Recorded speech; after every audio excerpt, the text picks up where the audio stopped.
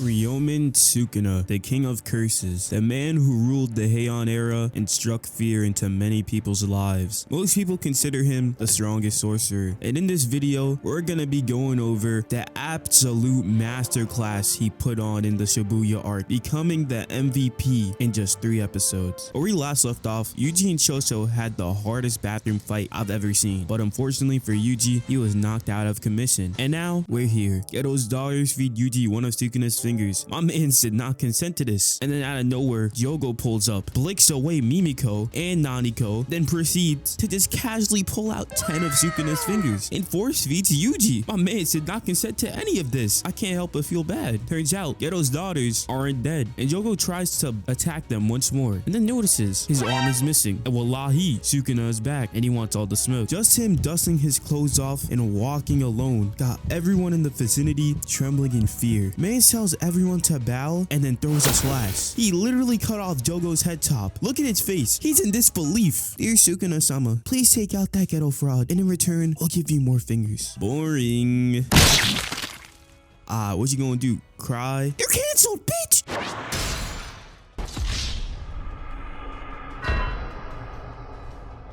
Man, does he really think I care about some weak ass Twitter cancellation? What's your goofy ass want? I ain't gonna hold you. I'm just trying to box. That's the shit I'm trying to hear. Let's fucking box. Before we can get to the fight, you might be wondering, how the fuck did Jogo get here in the first place? Well, not too long ago, Nanami, Maki, and Nobara encountered Dagon, another member of the disaster curses. These niggas get to jumping since it's Jujutsu Kaisen, but it wasn't very effective. His Dagon puts them in a domain expansion, but have no fear since Megumi is here. And you know how you can't go anywhere without seeing a nah, I'd win meme? Nah, when faced with danger, we run.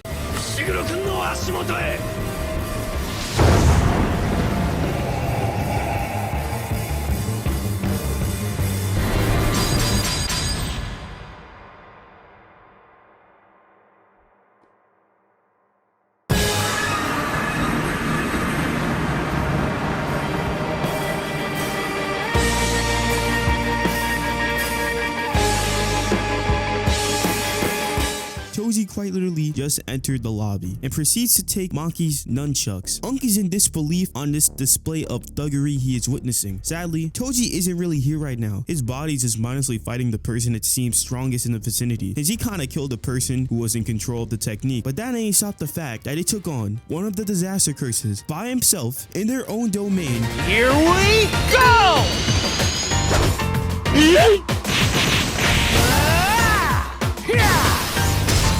I'm about to end this man's whole career.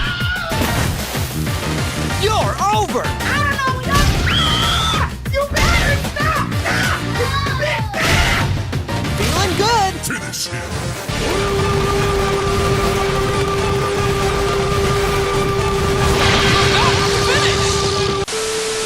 Like he really just beat him to a pulp. No curse energy needed. Hates the one with Megumi, and then Jogo comes out of hiding. Yeah, he really was hiding behind that wall. He did not want any smoke with TOJI. Jogo flawlessly gets a nice little 3-piece, sends Sukuna, and now we're here. If Jogo lands just one hit on Sukuna, he'll join Team Pseudo Ghetto. And how did that go exactly? A few moments later. Off the rip, Sukuna is applying pressure and has Jogo on defense. Jogo tries to hit him with a solar flare, and Sukuna chops his arms off. They're out here just soaring at high speed at night in Shibuya. Got me feeling like it's Speed Highway from Sonic Adventure. Out of nowhere, it turns into a COD match. Jogo starts spam firing, so Sukuna takes cover in a building for a quick sec, then charges at Jogo. I mean, just look at this. He caught the punch. Jogo is quite literally fuming right now. He's getting bitched. Sukuna uses some quick maneuvers, chops off Jogo's limbs for like the 3rd time. Then Jogo counters by firing the red Kamehameha blast. Sukuna casually dodges it, and WWE throws him to Narnia. Speed blitzes back to him and sends him straight to the underground to go see the Teenage Mutant Ninja Turtles. Hit Jogo so hard that he's recalling talking to Pseudo Ghetto about the power gap between him and Sukuna. Blood was not built for this, but since he's Jogo, he gets back up, and now Shibuya is starting to look like Crisis City. Sukuna is still not even remotely phased as he continues to effortlessly dodge everything Jogo sends at him. Jogo literally grabs 2 buildings and slams them onto Sukuna, but Sukuna slashes the buildings, and what happens to Jogo next? I couldn't help but feel bad for him.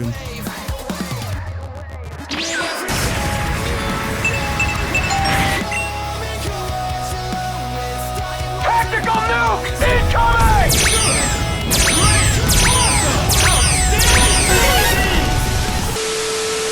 Sukuna beat up Jogo so bad, his jaw was literally dangling. He even picks him up and tells him to try harder. This is next level disrespect. And while all this was going on, Panda and Kusakabe had gotten in some conflict with Geto's goons. I don't remember their names, but the pink-haired girl is low-key bad. Jogo literally creates a flaming meteor and is ready to throw that shit like a fastball. Let's go.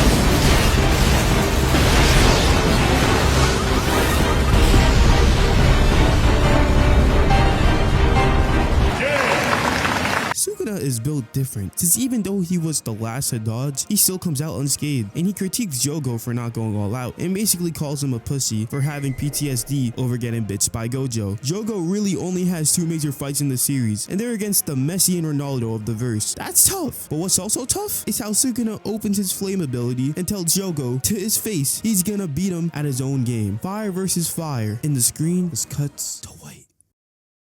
Stand proud. You are strong. Man, what the fuck is this? Wait, Jogo, stop, bro, stop!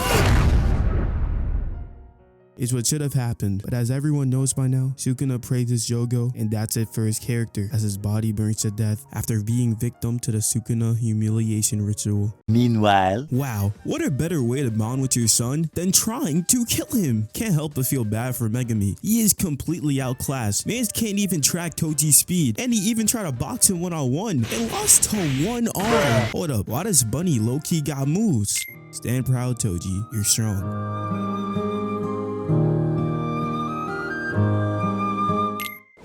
Why are we still here? Just to suffer? So Megumi sends more bunnies at Toji, and Toji effortlessly deals with them using only one finger. Got his ass a whole multi-kill. Toji punches Megumi out the building and is on straight offense. All he got is murder on his mind. Megumi running for his life like it's a damn near Minecraft manhunt, grabs onto his bird, and hold up, let him cook. Megumi knows water conducts electricity, so he sends his bird directly at Toji, then baits him into the alleyway and lures Toji into close range so he can land a fatal blow. But Toji steps back before Megumi can land the hit, and he begins to remember his convo with Naobito about selling Megumi to the Zenin clan, and most importantly, めぐみをお願いね。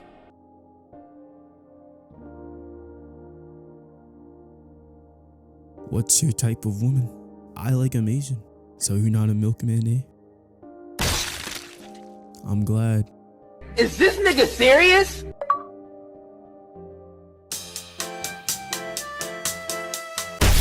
Haruta's bum ass gotta ruin everything, man. Cut back to Sukuna after taking out Jogo, and he's so happy to see Urame. He might be Sukuna's #1 glazer though. Calling him Sama off rip is crazy. Sukuna notices something is off though, so he tells Urame to make the preparations, and I'll see him next time. Turns out Megumi was able to create a gap between him and Haruta. He has one last trick up his sleeve, and yes, we've seen him do this hand gesture many times before. This is the hand gesture Megumi does in order to summon his strongest Shikigami, Mahoraga, and according to Gojo, no one has ever tamed him. So yes, Megumi is basically throwing his life away to kill this bum ass nigga Haruta. And every other time he did this pose, he was willing to kill himself. He almost killed himself against Toto, bro. So he summons Mahoraga, and that's the end of Megumi's story.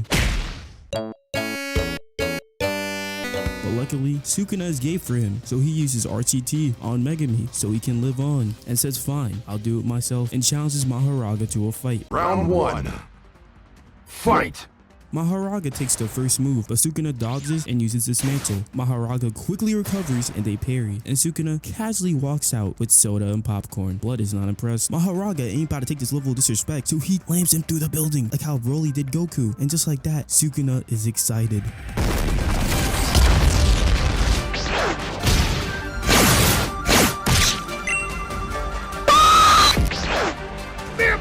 Fucking shot, you done them off.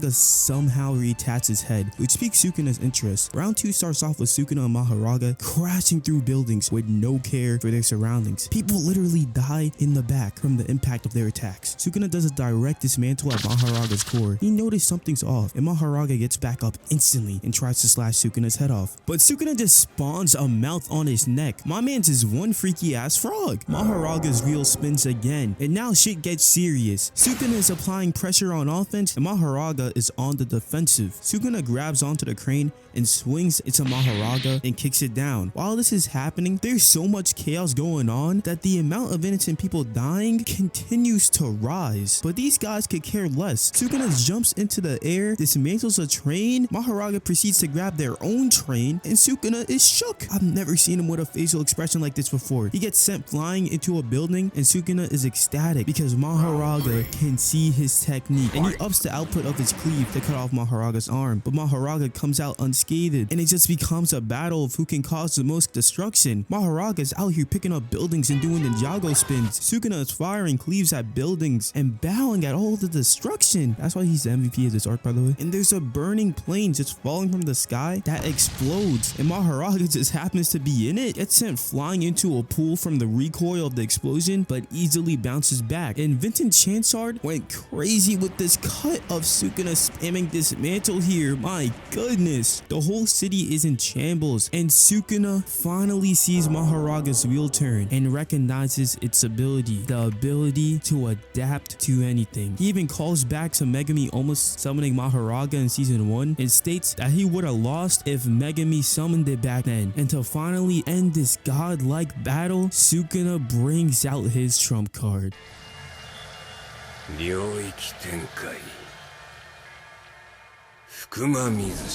On October 31st in Shibuya, at approximately 11 p.m., Sukuna unleashed his domain expansion. It was a horrible yet beautiful sight.